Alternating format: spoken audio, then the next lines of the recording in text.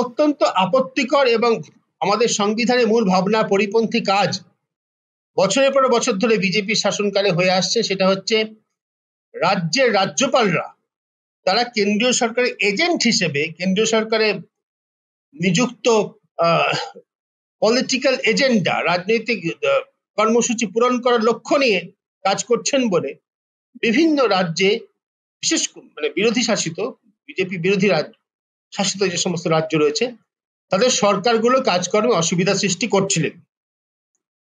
আপনি যদি দেশে মানচিত্র ধরে শুরু করেন, পাঞ্জাব, দিল্লি প্রবলভাবে ছিল। কিছুদিন আগে বিধানসভা নির্বাচনের ফলে সরকার পরিবর্তন হয়েছে, এখন দিল্লিতে রাজ্য সরকার এবং কেন্দ্রীয় সরকার একই দলের, বিজেপির, এখন সমস্যা নেই। পাঞ্জাব, কেরালা, তামিলনাড়ু, কর্ণাটক, পশ্চিমবঙ্গ, ঝাড়খণ্ড, এই সমস্ত রাজ্যে বড় বড় অবিজেপি শাসিত, বিরোধী দল শাসিত রাজ্যে গভর্নরদের, রাজ্যপালদের ভূমিকা ছিল রাজ্য সরকার যে সমস্ত কাজ করছেন সেগুলো, যে সমস্ত বিল পাস করছেন অ্যাসেম্বলিতে, সেগুলো যদি কেন্দ্রীয় সরকারের কর্মসূচির সঙ্গে সঙ্গতিপূর্ণ না হয় তাহলে সেগুলোকে আটকে দেওয়া।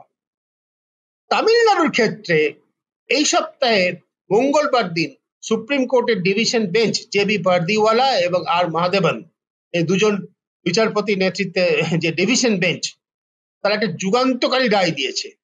এটা নিয়ে আলোচনা আমাদের করা উচিত ছিল, আমরা করতে পারিনি সময়ের অভাবে। 10টি বিল তামিলনাড়ুর রাজ্যপাল প্রাক্তন আইপিএস অফিসার টি.এন. রবি, তিনি 2023 সালের অক্টোবর মাস থেকে আটকে রেখেছিলেন। অর্থাৎ কিনা প্রায় 1.5 বছর ধরে যে বিলগুলো তিনি আটকে রেখেছেন, এরকম 10টি বিল সুপ্রিম কোর্ট বলেছে যে রাজ্যপালের এভাবে বিল আটকে রাখার কোনো ক্ষমতা নেই। রাজ্য বিধানসভার নির্বাচিত সদস্যদের মাধ্যমে রাজ্যের মানুষের ইচ্ছা অনিচ্ছা প্রকাশ পায়। সেই ইচ্ছা অনিচ্ছা হচ্ছে গণতন্ত্রের শেষ কথা। রাজ্য বিধানসভা যদি কোনো আইন বিল পাশ করে তবে রাজ্যপালের কাছে মাত্র 3টি অপশন আছে সুপ্রিম কোর্টে এই রায়ের পর। হয় 30 দিনের মধ্যে সম্মতি জানানো, অথবা 3 মাস পরে সেটা রাষ্ট্রপতির বিবেচনার জন্য পাঠিয়ে দেওয়া, এছাড়া, অথবা সই করা অবশ্যই, মানে বিলের 30 দিনের মধ্যে সম্মতি দেওয়া, অথবা সম্মতি না দিয়ে সেটাকে দ্বিতীয়বার পুনর্বিবেচনার জন্য বিধানসভার কাছে পাঠানো, অথবা 3 মাস পরে রাষ্ট্রপতির কাছে পাঠানো। স্টেট অ্যাসেম্বলি, রাজ্য বিধানসভা যদি পুনর্বিবেচনার পর দ্বিতীয়বার কোনো বিল পাশ করে তাহলে রাজ্যপালের 30 দিনের মধ্যে তাতে সই করে দিতে হবে।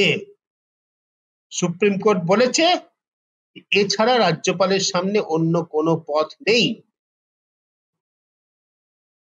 পশ্চিমবঙ্গের ক্ষেত্রে এটি অত্যন্ত গুরুত্বপূর্ণ বিধান, আর পশ্চিমবঙ্গের অন্তত 23টি বিল, 23টি আইন, যার মধ্যে অনেক বিতর্কিত আইন আছে, যেমন অপরাজিতা বিল বলে একটি আইন পাশ হয়েছিল অভয়াকাণ্ডের পরে, যা কোনোদিন আইনে পরিণত হবে কিনা সন্দেহ আছে।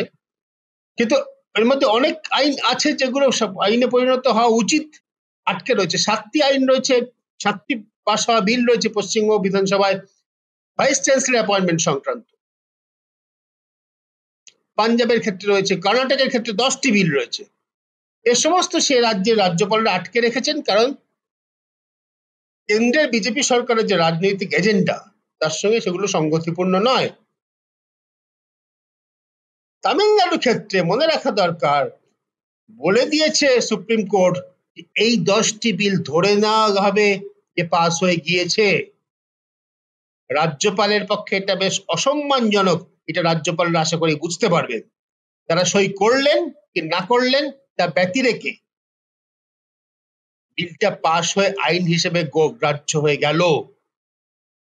পশ্চিমবঙ্গের রাজ্যপাল একজন তামিলনাড়ু রাজ্যপালের মতো প্রাক্তন আমলা, তিনিও মনে করেন যে সংবিধান তাকে এমন অধিকার দিয়েছে তিনি রাজ্যের মানুষের মাথায় বসে যা খুশি তাই করতে পারেন, নির্বাচিত রাজ্য সরকারের সঙ্গে প্রতিযোগিতায় যেতে পারেন। তার ক্ষেত্রে এই সুপ্রিম কোর্টের রায়ের পরদিনই তিনি একটা দীর্ঘ ব্যাখ্যা দিয়েছেন। রাজভবন থেকে দেখা দেওয়া হয়েছে কোন বিলটি কেন কোথায় কেন আটকে আছে। সুপ্রিম কোর্টের বার্তাটা খুব পরিষ্কার, গভর্নরদের এরকম কোনো অধিকারই নেই। বিধানসভার মাধ্যমে রাজ্যে মানুষের ইচ্ছা অনিচ্ছা প্রতিফলিত হচ্ছে, গণতন্ত্র সেটাই শেষ কথা। সুপ্রিম কোর্ট পরিষ্কার বলেছে ফর পলিটিক্যাল কম্পালশনস, রাজনৈতিক কারণে এই যে রাজ্যপালরা বিল আটকে রাখতে পারেন না। স্বভাবতই তামিলনাড়ুর ক্ষেত্রে নির্দিষ্ট করে এই রায়ের পর কেরালা, কর্ণাটক, ঝাড়খণ্ড এই সমস্ত রাজ্য থেকে প্রবল সদর্থক সাড়া এসেছে।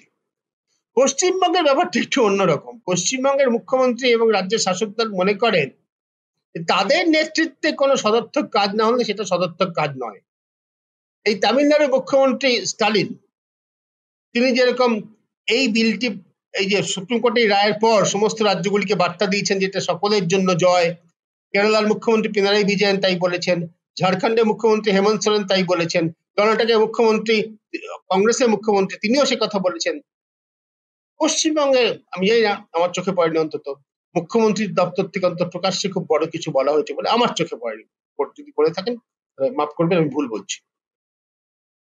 কারণ পশ্চিমবঙ্গ নেতৃত্বে না থাকলে কোনো পজিটিভ ডেভেলপমেন্টকে আমরা পশ্চিমবঙ্গ সরকার বা তৃণমূল কংগ্রেস স্বীকার করে না। এই যে আরেকটি ঘটনা কিছুদিন আগে, যে ডিলিমিটেশন প্রসঙ্গে তামিলনাড়ু যেভাবে অগ্রসর হচ্ছে, যেভাবে গুছিয়ে এগোচ্ছে, যে ভবিষ্যতে 2026 সালে জনগণনার পর যদি লোকসভার আসন পুনর্বন্টন হয়, তাহলে দক্ষিণের রাজ্যগুলোর জনপ্রতিনিধিত্ব অনেক কমে যাবে লোকসভাতে, এবং তুলনামূলক বিচারে যদি তাদের অ্যাবসলিউট সংখ্যা নাও কমে, তুলনামূলক বিচারে উত্তরের আসন সংখ্যা অনেক বাড়বে, যার ফলে তুলনায় দক্ষিণের প্রতিনিধিত্ব, দক্ষিণের গুরুত্ব অনেক কমে যাবে লোকসভায়। তাই তার বিরুদ্ধে তারা এখন থেকে সচেতন হয়েছে, অন্য সবাইকে ডেকে আলোচনা করছে। পশ্চিমবঙ্গ সেই আলোচনায় যোগ দেয়নি, তার কারণ পশ্চিমবঙ্গ নেতৃত্বে নেই। পশ্চিমবঙ্গের নেতৃত্বটা খুব বড় কথা। অতীতে সরকারিয়া কমিশন যখন হয়েছিল, যখন গত শতাব্দীর 8-এর দশকের, মানে নবম দশকে, আমি 85, 86, 87 সালে বলছি, যখন দেশের ফেডারেল স্ট্রাকচারকে রক্ষা করার প্রয়োজন হয়েছিল, যার জেট টেনে সরকারিয়া কমিশন, যার জেট টেনে কেন্দ্র রাজ্যের মধ্যে সম্পদ পুনর্বন্টনের বিষয়ে রাজ্যদের অধিকার প্রতিষ্ঠা, তখন কিন্তু অন্ধ্রপ্রদেশের মুখ্যমন্ত্রী চন্দ্রবাবু নাইডু, কর্ণাটকের মুখ্যমন্ত্রী রামকৃষ্ণ হেগড়ে, পশ্চিমবঙ্গের মুখ্যমন্ত্রী জ্যোতি বসু, জম্মু কাশ্মীরের মুখ্যমন্ত্রী ফারুক আবদুল্লাহ, তারা সকলে একত্র হতেন। কখনো কর্ণাটকে, কখনো অন্ধ্রপ্রদেশে, কখনো কলকাতায় কনক্লেভ হতো। তারা কিন্তু যৌথভাবে রাজ্যগুলির স্বার্থ কিভাবে রক্ষা করা হবে, কেন্দ্রের আধিপত্যের বিরুদ্ধে, সে বিষয়ে তারা একমত হয়ে লড়াই করতেন। আজকে আমরা তামিলনাড়ুতে দেখছি এম.কে. স্টালিন সেই নেতৃত্ব দিচ্ছেন। দুঃখের বিষয়, পশ্চিমবঙ্গ সেই অভিযানে সামিল নয়। কারণ পশ্চিমবঙ্গের বর্তমান শাসক দল তৃণমূল কংগ্রেস, তাদের বরাবরই নীতি হচ্ছে তারা যদি নেতৃত্বে না থাকে তাহলে তারা কোনো যৌথ প্রতিবাদে নেই। এটা কেন্দ্রের শাসক দলের সঙ্গে নির্দিষ্ট বোঝাপড়া তৈরি করতে সাহায্য করতে পারে, সামগ্রিকভাবে সারা দেশে ফেডারেল স্ট্রাকচারকে রক্ষা করার জন্য এটা কখনো সঠিক পথ বলে মনে করা যায় না।